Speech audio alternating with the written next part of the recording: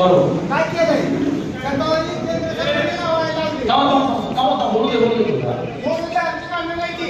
शेतकऱ्याला शेतावरील लावायला लावली आणि लिंबाचं काय म्हणते की सारे उभा राहून लावायला शेतकऱ्याला. बरोबर.